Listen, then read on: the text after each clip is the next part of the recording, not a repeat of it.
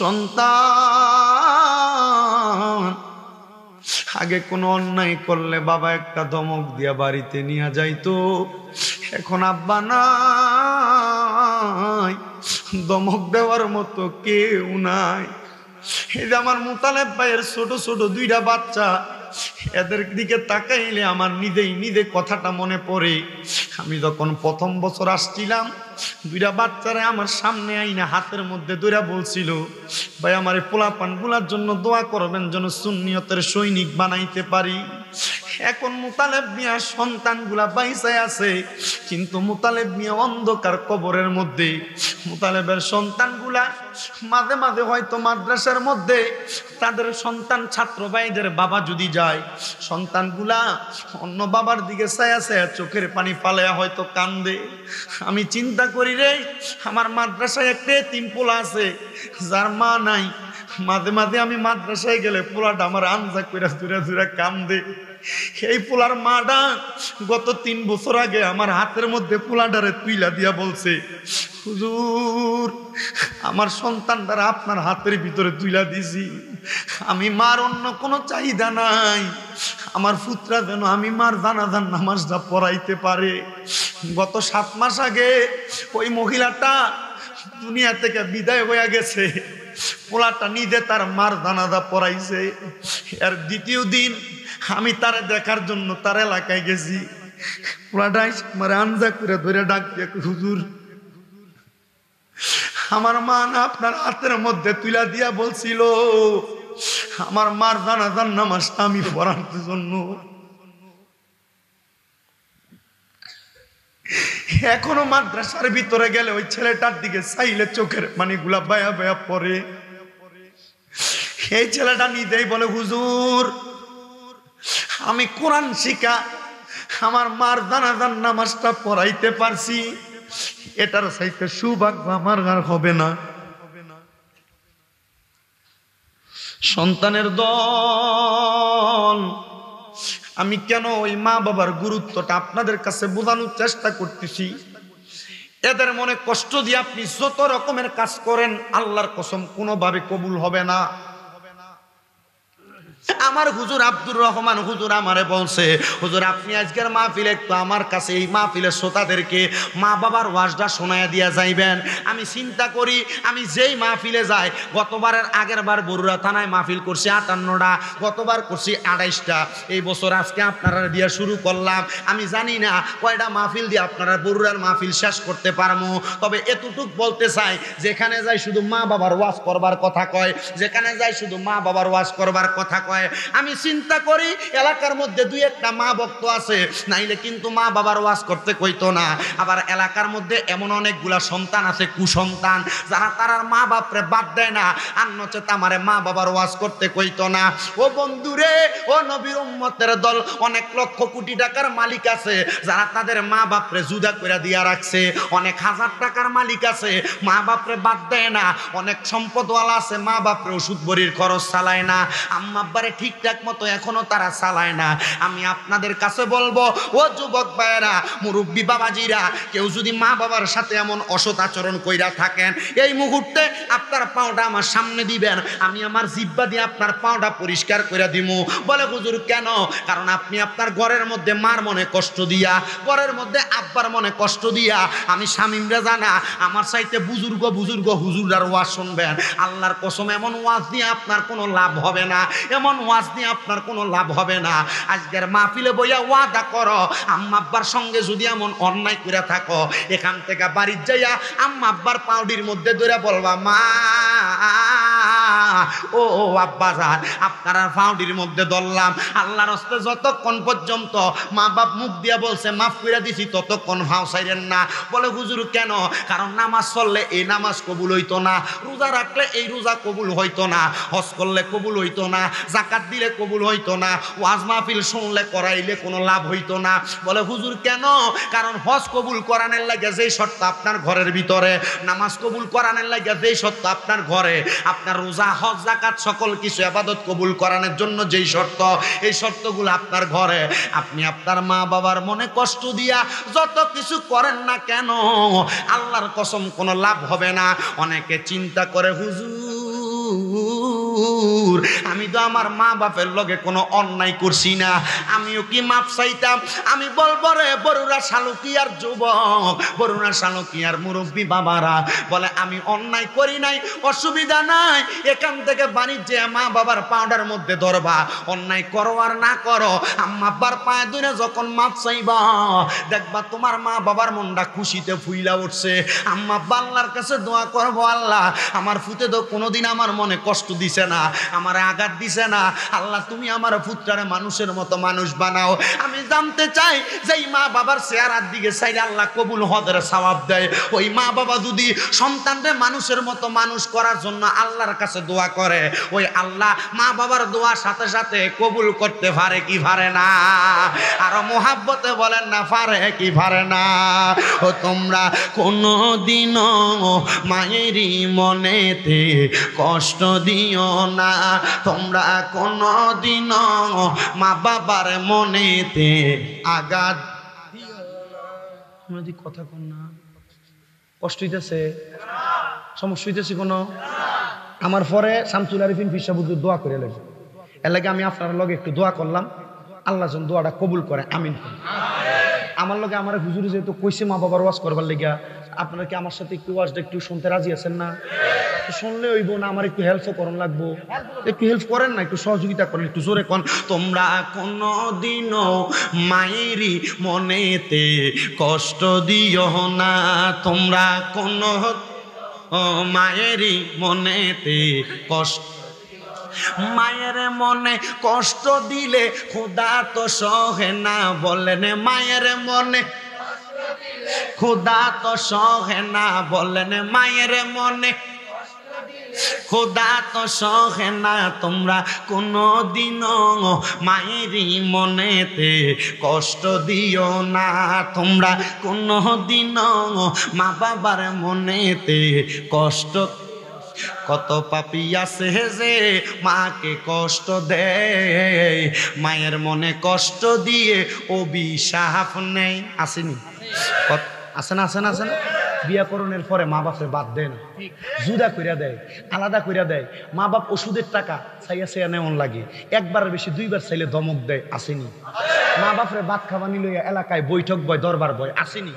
কত পাপী আছে যে মাকে কষ্ট দেয়, মায়ের মনে কষ্ট দিয়ে অভিশাপ নেয়, হায় রে মায়ের মনে কষ্ট দিলে খোদা তো পাবি না, বললেন মায়ের কষ্ট দিলে খোদা তো পাবি না, তোমরা কোনো দিনও মায়েরই মনেতে কষ্ট দিও না, তোমরা কোনো দিনও মা বাবার মনেতে কষ্ট।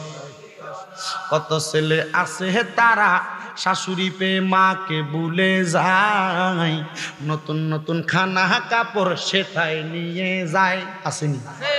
আসেনি? মারে মা ডাহে না, শাশুড়ির কয় আম্মু, বাপরে বাপ ডাহে না, হৌরে কয় আব্বা, বাহারে বছরে একবার সালাম করে না, হৌর বাইক গেলে আব্বা আমার হৌরে ফায়ের ভিতরে হয়, আসেনি? আল্লাহ আল্লাহ এই সন্তানরে হেদায়েত করো, আমিন কর। কত পাপী আছে রে শাশুড়ি পে মাকে ভুলে যায়, দামি দামি জামা কাপড় তাদের কাছে নিয়ে যায়, আয় রে মা বাবারে ফেইলা তাদের যত্ন যে কহিল না, বলেন মা বাবারে বুইলা তাদের যত্ন যে কহিল না, তোমরা কোনো দিন মায়েরই মনেতে কষ্ট দিও না, তোমরা কোনো দিন। আমার বাবারা বাবারা গভীর মনোযোগ অন্তরের কাল্লা গান বাজানো, মা বাবার কদমটার মধ্যে ধরে মাপ চাইবা, আম্মা ও আব্বা আমি অন্যায় করছি আর না করছি আল্লাহর রাস্তে আমারে মাফ কইরা দেন, আল্লাহর দোহাই, আল্লাহর দোহাই আজকে শালুকিয়ার মাহফিল কবুল হইব এটার গ্যারান্টি কেউ দিতে পারবে না। তবে আমি একটা জিনিস গ্যারান্টির জন্য চিন্তা করছি, যদি আগামীকালকে শালুকিয়ার দোকানে বইসা কোনো আব্বা কয় শামীম রেজার ওয়াজটা শুইনা আমার ফুতে বাইতে আমার ফায়ে ধরে মাফ চাইছে, তবে কোনোদিন আমার ফুতে আমি আব্বার লগে অন্যায় করছে না, আমার মনটা টানে শামীম দাদার ওয়াজ শুই না কোনো ফুতে যদি আইগা বাড়ির যে মার ফাউডার ধরে, মা যদি কয় আমার ফুতে কোনোদিন আমার লগে অন্যায় করছে না, তবু আমি মার ফাউডার ভিতরে ধরছে, আমার বিশ্বাস এই কথাটা কইলেই মাহফিলটা কবুল।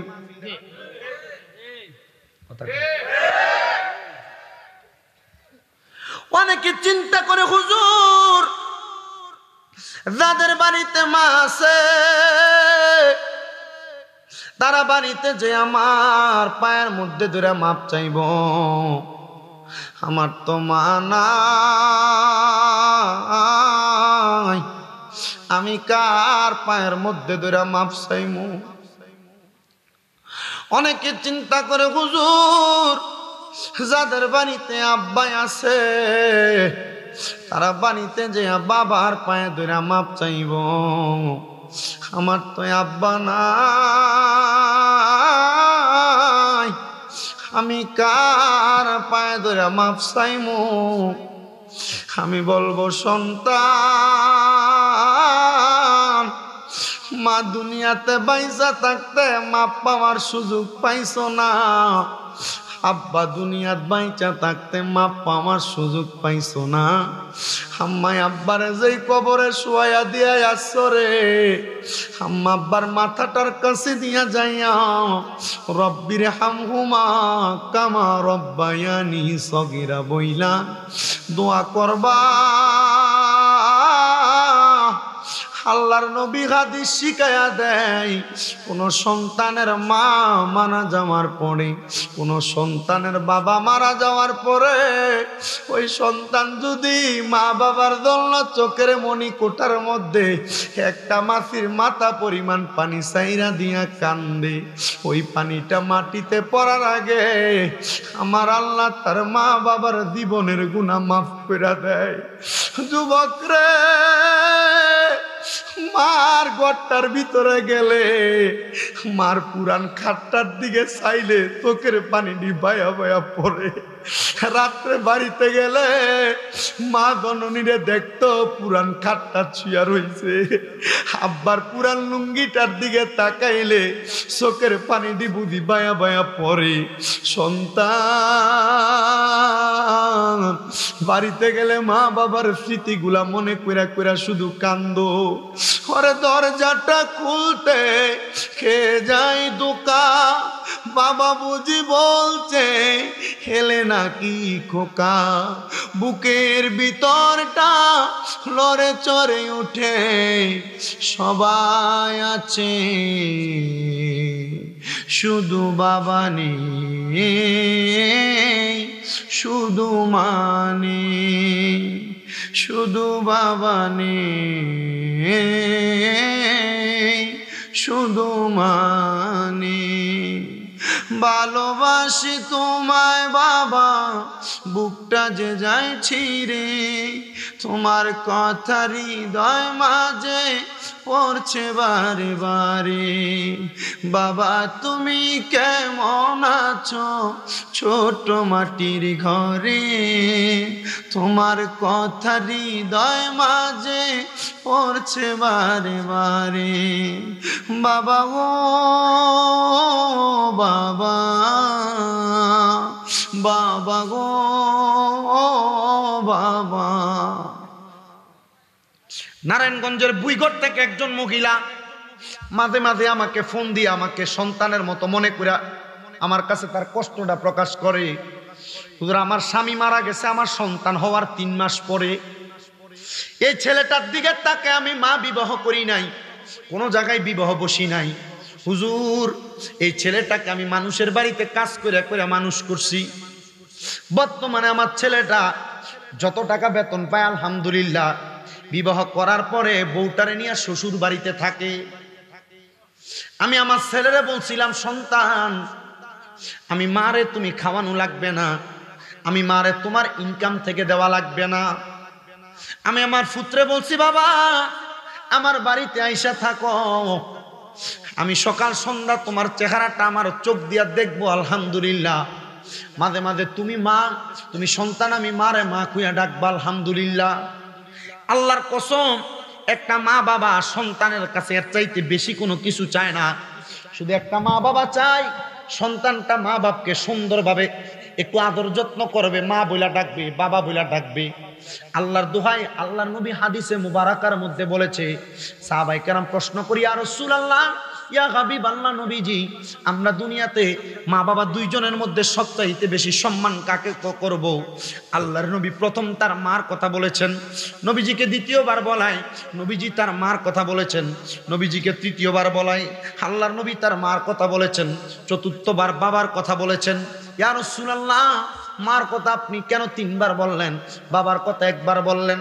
আল্লাহর হাবিব বলে, দুনিয়ার সন্তানের দলেরা মা জননী সন্তান যখন গর্ভে নেই, ওই সন্তানটা নিয়ে মা জননী বড় কষ্ট করে।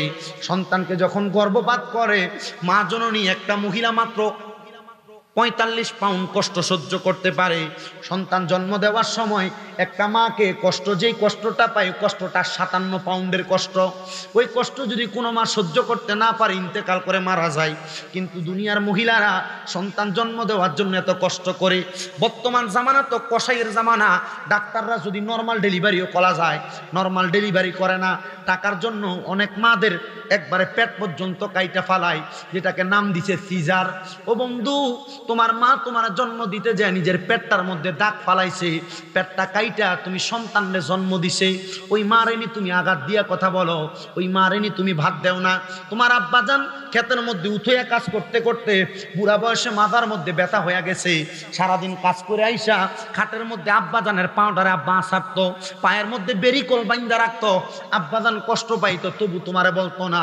আজকে তুমি ফুতে ওই আব্বাজানরে 100 টাকা হাত খরচ দিতে তোমার দ্বিধা দ্বন্দ্ব মনে হয়, ওই আব্বা আম্মারে ভাত খাওয়াইতে দ্বিধা দ্বন্দ্ব মনে হয়।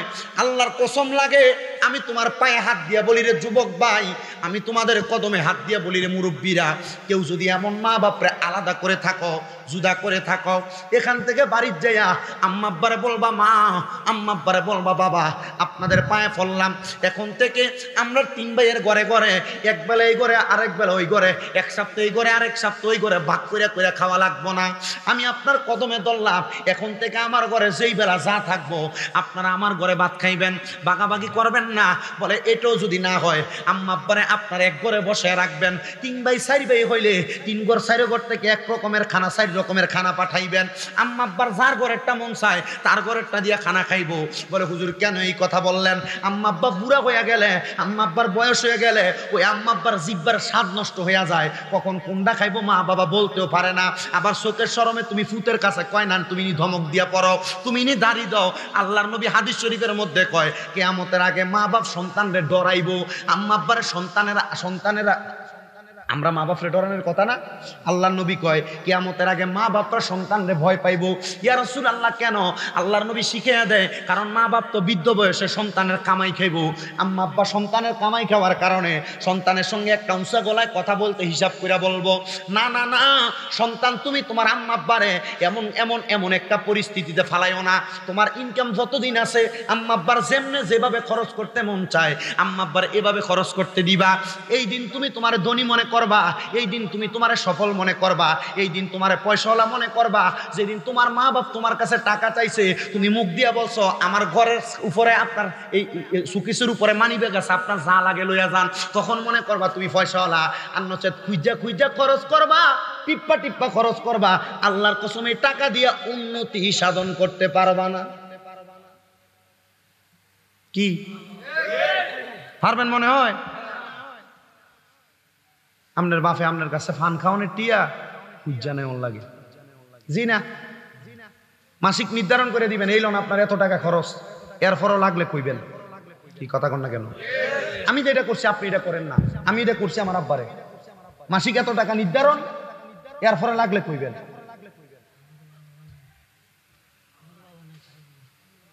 আপনার তো আব্বা নাই, ওই কবরের সামনে দিয়ে শুধু কানবেন, আপনার কাছে আর কিছু চায় না। বলে হুজুর আমার তো বাপ নাই, আমি কারে দিব?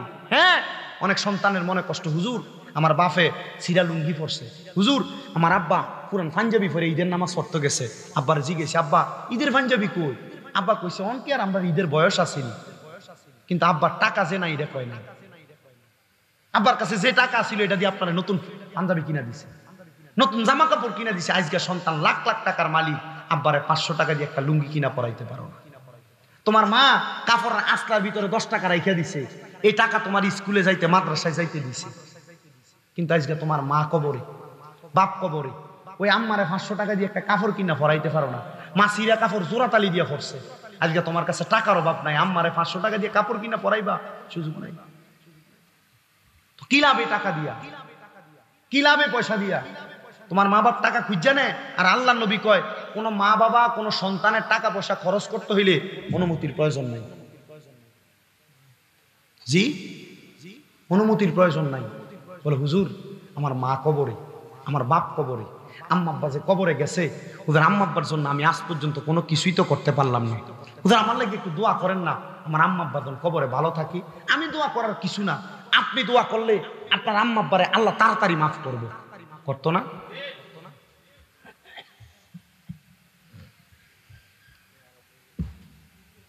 আসেন বাবাজিরা, ছোট্ট একটা ঘটনা বলে আমি আপনাদের কাছে ওয়াজের ইতি টানবো। আপনারা মনোযোগ দিয়ে আমার ঘটনাটা একটু শোনার চেষ্টা করবেন, মনে কষ্ট নিবেন না। সময় যদি অতিবাহিত হয় আজকের আল্লাহর ওয়াস্তে সময়টা দেওয়ার চেষ্টা করবেন।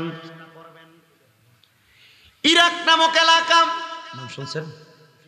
ইরাক নামক এলাকার মধ্যে আল্লাহ তাআলার একজন বান্দা বসবাস করতেন, যার নাম হলো হযরতে রুমাইসা। নাম কি? হযরতে রুমাইসা। উনি বলেন, আমি যখন ইরাকে বসবাস করতাম, আমার মায়ের খবর আমি জানতাম না, আমার বাবার খবর আমি জানতাম না। মানুষ আমার লাওয়ারিস মনে করতো, লাওয়ারিস মানে আমার কোনো ওয়ারিসদার নাই। হযরতে রুমাইসা বলেন, কিন্তু মানুষ যদি আমাকে বেওয়ারিস মনে করত, আমি ইরাকের বড় মসজিদের মধ্যে আল্লাহর কোরআনের জ্ঞান আমার সিনা মাথার মধ্যে নিয়েছি, নবীর হাদিসের জ্ঞান আমি আমার সিনার মধ্যে নিয়েছি। আমি রুমাইসা যখন আল্লাহর কোরআনের জ্ঞান, নবীর হাদিসের জ্ঞান নিলাম, হযরতে রুমাইসা ডাক দিয়া কয়, জগৎবাসী রে, আমি এই জ্ঞানটা আমার সিনার মধ্যে নেওয়ার পরে মানুষ যখন আমার মা বাবার পরিচয় নিয়ে প্রশ্ন তুলল, আমি যখন এলেম অর্জন করলাম, হঠাৎ করে এই ইরাকের মধ্যে ভালো একজন আলেমের সন্ধান করতে লাগলো। মানুষ জিজ্ঞাসা করলো, এই ইরাকের মধ্যে রুমাইসার মতো ভালো কোনো আলেম নাই, রুমাইসার মতো ভালো কোনো আলেম নাই, রুমাইসার মতো ভালো কোনো আলেম নাই। আমি রুমাইসা যখন সামনে গেলাম, সবাই আমার দিকে ছায়া ছায়া মুস্কি মুস্কি হাসি। কি করে? মুস্কি মুস্কি হাসতেছে। কারণ যে সময় রুমাইসা ভালো আলেম, রুমাইসার বয়স হলো মাত্র 18 থেকে 19 বছর। কয় বছর? 18 থেকে 19 বছর।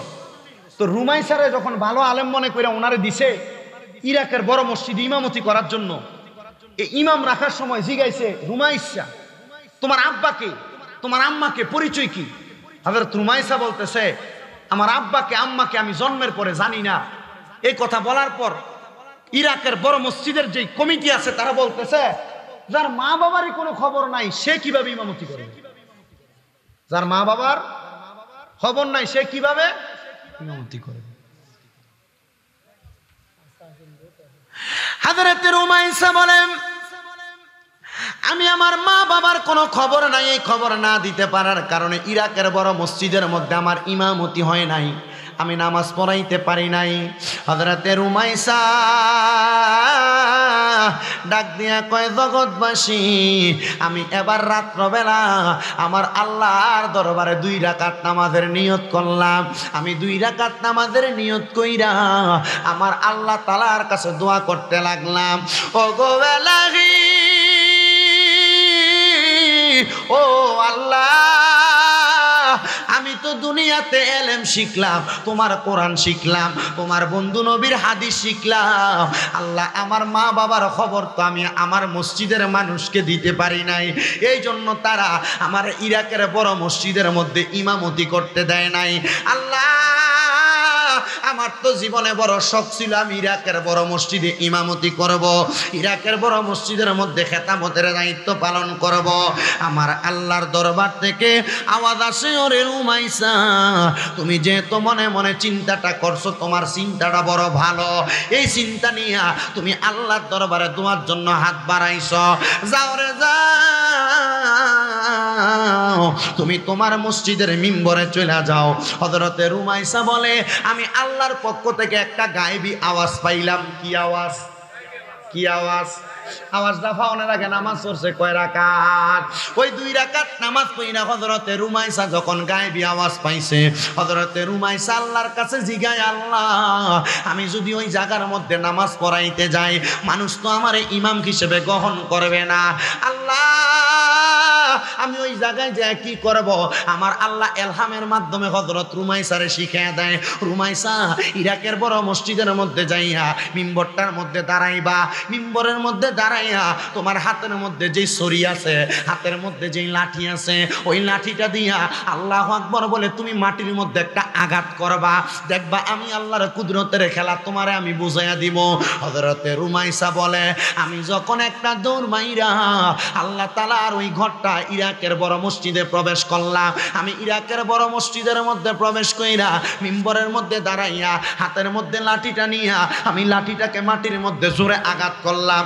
আঘাত করার সাথে সাথে দেখলাম ওই মসজিদের মধ্যে সব মানুষ মাতালের মতো বেহুশ হইয়া পড়ে গেছে। আগের যুগে ইরাক সহ বিভিন্ন রাষ্ট্রে যে মসজিদ ছিল, এই মসজিদগুলোর মধ্যে ছিল দ্বীনি ইলম শিক্ষা করার কেন্দ্র।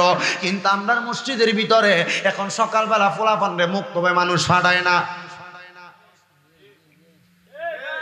কথা কোন নাকি রে? মুক্তবে ভাড়াইতে চায় না। মুক্তবে পোলাপান 10 জন 12 জন 15 জন লে ইমাম সাহেব করায় না। না না ও মুরব্বী বাবারা, যুবক ভাইয়েরা, আগের যুগে যেমন ছিল আপনার বর্তমান যুগটারে এমন চালানোর চেষ্টা করেন, দেখবেন আপনার সন্তান মানুষের মতো মানুষ হবে, আপনার সন্তান আদর্শওয়ালা হবে, আপনার সন্তান নেককার হবে, আপনার সন্তান ভালো একটা সন্তান হবে। যদি কিন্ডারগার্টেনে পড়ে অসুবিধা নাই, কিন্ডারগার্টেনে পড়ে স্কুলে পড়ে সন্তান ম্যাজিস্ট্রেট ডাক্তার সব হওয়ার দরকার আছে। কিন্তু আপনার সন্তানকে আপনি দুনিয়ার জমিনের মধ্যে আগে আল্লাহর কোরআনটা শিখাইবেন। আল্লাহর নবী কয় একটা মা বাবা দুনিয়াতে সন্তান জন্ম দেওয়ার পরে ওই মা বাবার দায়িত্ব হলো 5টা। 1 নাম্বার সন্তান জন্ম নেওয়ার পর তার কানের মধ্যে আযান দেওয়া, 2 নাম্বার ওই সন্তানের ভালো একটা নাম রাখা, 3 নাম্বার ওই সন্তানের 7 দিনের মাথায় চুলগুলা কামাইয়া দেওয়া, 4 নাম্বার ওই সন্তানের চুলগুলা কামানোর পরে সন্তানের মাথার চুলগুলা কামানোর পরে নাম নির্ধারণ করা, 5 নাম্বার ওই সন্তানটা প্রাপ্তবয়স্ক হইলে সন্তানটারে আল্লাহর কোরআন শিক্ষা দেওয়া। আর এক হাদিসের মধ্যে দেখলাম কোনো মা বাপ যদি তার সন্তানরে কোরআন না শিখায়, ফুলসেরাতের ময়দানের সামনে, ফুলসেরাতের পাড়ের সামনে ওই মা বাপ তারে ফাতাইল্লা করে শোয়া দিব, সন্তান ওই আব্বাজানের বুকে ফাড়া দিয়া ফুলসেরাত পার হইব। এই জন্য আবদার ভূতে যেন বাপের বুকে ফাড়া দেওয়া না লাগে, ওই সন্তানটারে আল্লাহর কোরআন শিখাইবেন। আমার মা বাপ আমারে কোরআন শিখাইছে না, তাহলে আমি আমার মা বাপের বুকে ফাড়া দিয়া পার হইয়া যাব? না না না, এত সোজা কথা না। আল্লাহর নবী কই কোনো সন্তান প্রাপ্তবয়স্ক হওয়ার পরে নিজ দায়িত্বে যদি কোরআন না শিখে, তাহলে ওই সন্তানটা যখন বাপের বুকে ফাড়া দিয়া ফুলসেরাত পার হইতে যাইব, বাপ ফুত দুনোটা ওই জাহান্নামের আগুনে পড়ব। এই জন্য যুবক, এই জন্য মুরব্বী বাবারা, এই জন্য আমার পর্দার অন্তরালের মা বোনেরা, সন্তানটারে যা করেন আর না করেন, মরার আগে কোরআনটা শিক্ষা দিয়া মইরেন, মরার আগে কোরআনটা শিক্ষা দিয়া মইরেন, মরার আগে কোরআনটা শিক্ষা দিয়া মইরেন। বন্ধু ও নবীর উম্মতের দল, আশিক রাসূল ভাই বাবারা, বন্ধুরা আমার, হযরত রুমাইসা বলে আমি যখন ইরাকের মসজিদের মিম্বরে উঠা আমার হাতের লাঠিটা আল্লাহু আকবার বলে নিচের দিকে চাপ দিলাম, আমি দেখলাম মসজিদের সব মানুষগুলা এই জায়গার মধ্যে বেহুশ হইয়া পড়ে গেছে। আমি এই অবস্থাটা দেখা রে, আমি যখন ইরাকের মসজিদ থেকে বাইর হইয়া যাই, পেছন থেকে দেখলাম ওই মসজিদের যত মুসল্লি সবাই আমি হযরতে রুমাইসার সামনে দিয়া ইসা দাঁড়াইছে, হাতগুলা বাড়াইয়া কই রুমাইসা, ও রুমাইসা আমরারে আল্লাহর হস্তে ক্ষমা করে দাও। আর কি বলে, গতকালকে আইলাম ইমামতি করার জন্য, আপনারা বললেন আমার মা বাপের খবর আমি জানি না, এই জন্য ইমামতি করতে দিবেন না। আর এখনই আমার কাছে মাফ চান। আপনারা বলেন কোন খারাপ কর্ম হোক আর ভালো কর্ম হোক,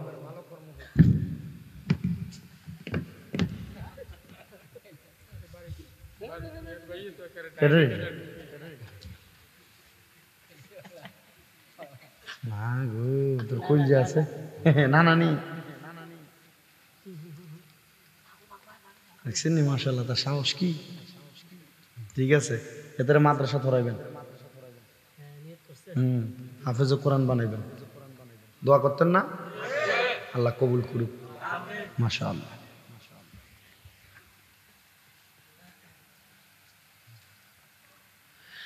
আমার বাবাজিরাম, কোন কর্ম সম্পাদন হবে না, আল্লাহর কাছে দোয়া করলে এই কর্ম সম্পাদন করার উপযুক্ত আল্লাহ করতে পারেনি। রুমাইসা দোয়া করছিনি, নামাজ পড়ছিল কয় রাকাত, তো বিপদে পড়লে এটা না করবেন আপনি? মা কথা কয় না কেন? বিপদে পড়লে এটা না করবেন, টেনশনে পড়লে এটা না করবেন না? আপনি বিপদে পড়লে টানেন শিখে বাজ্যে বউরে দেন ফিরিয়ে, মা কথা কয় না? ব্যবসা প্রতিষ্ঠানে চাকরি করলে আমরা দোয়ানে যেটা চাকরি করে হেতরে দেন ফিরিয়া, মা কথা কয় না কেন? ঠিক কিনা? সাবধান, বিপদে পড়েন, টেনশনে পড়েন, মুসিবতে পড়েন, 2 রাকাত নামাজ পড়বেন, দেখবেন আল্লাহ বিপদ ছেড়ে দিছে। দরকার আসেনি?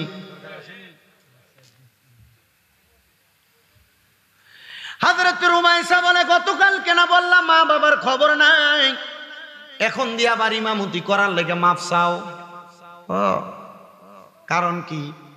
বলে হুজুর জোহরের ওয়াক্ত হয়ে যাইতেছে, তাড়াতাড়ি নামাজটা আগে পড়ান। আর কয় কি? আমি না বলে নামাজ পড়িতাম না, মা বাপের খবর নাই, এখন আবার বলতেছেন হুজুর আগে পড়ান। এরপরে করতেছি কারণ জোহরের নামাজের ইমামতি শেষ করার পরে মসজিদের মধ্যে ওই এলাকার গণ্যমান্য ব্যক্তিবর্গ হাত উঠে বলে, হুজুর এখন থেকে আপনি মসজিদের সম্মানিত ইমাম, খেতাবতের দায়িত্ব পালনকারী। হুজুর বললেন, যতক্ষণ পর্যন্ত কারণ না বলবেন, গতকালকে রাখতে চাইছেন না আজকে রাখতেছেন, আজকে কারণ না বললে আমি ইমামতি করতাম না। হুজুর আপনি যখন মসজিদের মিম্বরে আইসা দাঁড়াইছেন, আল্লাহু আকবার কইয়া লাঠিটারে যে মাটির দিকে আপনি একটা ধাক্কা দিয়েছেন, আমরা যে বেহুশ হয়ে গেছিলাম, হুজুর কথাটা কি আপনার মনে আসেনি? অবশ্যই আছে। হুজুর আমরা বেহুশ হওয়ার পরে আমি দেখছি 2 জন পুরুষ, একজন পুরুষ এবং একজন মহিলা সুন্দর একটা বাগানের ভিতরে হাঁটতাছে, আর তাদের ডাইনে বামে সামনে পেছনে রহমতের ফেরেশতারা ঘোরাফেরা করতেছে। আমি জিজ্ঞাসা করলাম, কে গো আপনারা? পরিচয় কি আপনাদের? আমাকে বলছে অন্য কোনো পরিচয় না, তোমরা যেই হুজুরে ইমামতি করাইতে রাখছো না, আমরা ওই হুজুরের আম্মা আব্বা। তো আপনাদের সন্তান তো আপনাদের পরিচয় জানে না, আপনারা কেমনে জান্নাতের মধ্যে ঘুরতেছেন? বলে আমাদের সন্তান আমাদের পরিচয় জানবে কেমনে রে? আমি যখন দুনিয়াতে সন্তান জন্ম দিছি, আমি 12 জননী জন্ম দেওয়ার সময় ইন্তেকাল করেছি। নবীর হাদিস বলে, কোন মা সন্তান জন্ম দেওয়ার সময় যদি মারা যায়, মাসালা সাবেত হচ্ছে, কোন মা যদি সন্তান জন্ম দেওয়ার সময় মারা যায়, ওই মারে আল্লাহ তাআলা শহীদের মর্যাদা দেয়, শহীদরা জান্নাতি। বন্ধুরে ওই জান্নাতি মা বাবা উত্তর দেয়, আমি মা সন্তান জন্ম দেওয়ার সময় মারা গেছি, আর আপনি বাবা কেমনে মরলেন? বলে আমার স্ত্রী যখন মারা গেল, আমার স্ত্রী মারা যাওয়ার পর তার সুখে কাতর হয়ে আমিও কেমনে জানি মারা গেলাম, আল্লাহ মৃত্যু দান করছে। কিন্তু আমরা মরার পরে জান্নাতেও দেয় না, আল্লাহ জাহান্নামেও দেয় না। জান্নাত এবং জাহান্নামের মধ্যবর্তী জায়গার মধ্যে আমরা 2 জনকে আল্লাহ আটকে রাখছে। কারণ হইল আমরা দুনিয়াতে ইবাদত করতাম না, আমরা দুনিয়াতে গুনার কাজ করতাম, আমরা দুনিয়াতে ইবাদতের মধ্যে মশগুল ছিলাম না। কিন্তু কোন ব্যক্তি জানি আমরা সন্তানটারে পাইয়া তারা লালন পালন কইরা তারে দ্বীন ইলম শিখাইছে, আল্লাহর কোরআন শিখাইছে, নবীর হাদিস শিখাইছে। আল্লাহর কসম, আমার সন্তানটা আলেম হওয়ার কারণে আমার আল্লাহ তাআলা আমরা 2 জন মা বাপরে জান্নাতি বানাইয়া দিছে। জোরে জোরে বলেন না সুবহানাল্লাহ। ওরে কোরআন শিখাও ছেলে মেয়েকে, ও হে মুসলমান কোরআন শিখাও ছেলে মেয়েকে, ও হে মুসলমান জানে কবজের সময় তোমার হইবে রে আসান। বলেন কোরআন শিখাও ছেলে মেয়েকে, ও হে মুসলমান জানে কবজের সময় তোমার হইবে রে আসান। একটি ছেলে আলেম হলে পড়বে কোরআন মৃত্যু কালে, ঠিক কিনা? আরে একটি ছেলে আলেম হলে পড়বে কোরআন মৃত্যু কালে, আরে দূর হবে বিয়াদব শয়তান জান হবে ইহসান। বলেন দূর হবে বিয়াদব শয়তান জান পাবে ইহসান। জানে কবজের সময় তোমার হইবে রে আসান। বলেন কোরআন শিখাও ছেলে মেয়েকে, ও হে মুসলমান কোরআন শিখাও ছেলে মেয়েকে, ও হে মুসলমান জানে কবজের সময় তোমার হইবে। বলেন জানে কবজের সময় তোমার হইবে রে আসান। একটি মেয়ে আলেম হলে পড়বে কোরআন মৃত্যু কালে। বলেন একটি মেয়ে আলেম হলে পড়বে কোরআন মৃত্যু কালে, হায়রে দূর হবে বিয়াদব শয়তান থাকবে রে ঈমান। বলেন দূর হবে বিয়াদব শয়তান থাকবে রে ঈমান। জানে কবজের সময় তোমার হইবে রে আসান। কোরআন শিখাও ছেলে মেয়েকে, ও হে মুসলমান কোরআন শিখাও ছেলে মেয়েকে, ও হে মুসলমান জানে কবজের সময় তোমার হইবে রে আসান। ও বন্ধু, ও শালুকিয়ার বাবারা, আশেপাশে এলাকার মুরব্বীরা, যুবকেরা, মাইকের আওয়াজ শুনতেছেন, পর্দার অন্তরালের মা বোনেরা, সোশ্যাল মিডিয়ার মাধ্যমে দেখনেওয়ালা দেশ বিদেশের ভাই বাবারা, বন্ধুরা, যদি কবরে যাওয়ার পর জান্নাত চান, কবরে যাওয়ার পর নাজাত চান, কবরে যাওয়ার পর কবরটারে সুশান্তিময় বানাইতে চান, আল্লাহর ওয়াস্তে একটা সন্তানরে আলেম বানান, একটা সন্তানকে কোরআনওয়ালা বানান, একটা সন্তানকে কোরআন হাদিস পড়ুইন্না বানান। দেখবেন ওই সন্তানের দুয়ার বরকতে আমার আল্লাহ তাআলা আপনারা মা বাবার জীবনের গুনাহ মাফ করে দিবে। আর নচেত দুনিয়াতে একটা সন্তানকে কোরআনের প্রেমিক বানান, আলেম ওলামাদের প্রেমিক বানান, আপনার সন্তানটাকে ইসলামিক মাইন্ডের বানান। আপনি মারা যাওয়ার পরে সন্তান যখন কবরের সামনে যায় আল্লাহর কাছে দোয়া করবো, আল্লাহ আমার মা কবরে, বাবা কবরে, দেখবেন আমার আল্লাহ তাআলা মাফ করে দিবে। আজকের মাহফিলে কত মুরব্বী, কত যুবক বসছে, আপনার আর মা বাবা আপনার সম্পদ দিয়া গেছে, টাকা দিয়া গেছে, পয়সা দিয়া গেছে, আজকে মা বাবা কবরে এক বেলা ভাত মা বাপরে খাওয়াইতে পারেন না, আম্মা আব্বার মুখে তুলে দিতে পারেন না, আম্মা আব্বা কবরে কেমন আছে জানেন না, আম্মা আব্বা জায়গা জমি দিয়া গেছে, ওই জায়গা জমির মধ্যে বসবাস করেন, আপনার আম্মা আব্বা যে গন্ধকার কবরে জান্নাতে আছে না জাহান্নামে আছে, আপনি সন্তান ওই খবর জানেন না। একটা সন্তান কি দাঁড়ায় কইবেন, হুজুর আগামী বছর মাহফিলটা হবে, এই প্যান্ডেলটা করতে যেই টাকাটা লাগে আমার আম্মা আব্বার জন্য দোয়া করবেন, আমি প্যান্ডেলের টাকাটা দান করব। আল্লাহর কসম রে, আমার মনে হয় একটা সন্তান যদি মা বাবার কবরে জান্নাত চাইয়া আম্মা আব্বার কবরে আল্লাহ যেন জান্নাতের সামিয়ানা দান করে, ওই আশা করে কে একজন দাঁড়াইবা প্যান্ডেলটা দেওয়ার মতো আসেননি, একজন প্যান্ডেলটার খরচটা দিবেন।